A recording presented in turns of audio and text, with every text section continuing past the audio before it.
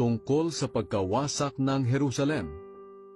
Sinabi ng Panginoong Hesus, "Kapag nakita ninyong napapaligiran na ng mga sundalo ang Jerusalem, malalaman ninyong malapit na itong mawasak.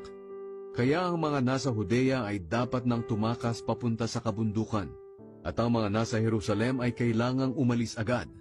At ang mga nasa bukid naman ay huwag nang bumalik pa sa Jerusalem, sapagkat panahon na iyon ng pagpaparusa, upang matupad ang nakasaad sa kasulatan.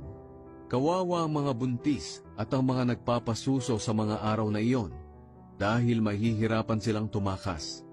Darating ang napakatinding paghihirap sa lupaing ito, dahil sa matinding galit ng Diyos sa mga tao rito. Ang iba sa kanila ay papatayin sa espada, at ang iba na may dadalhing bihag sa ibang mga bansa. At ang Jerusalem ay sasakupin ng mga hindi Hudyo, hanggang sa matapos ang panahong itinakda ng Diyos.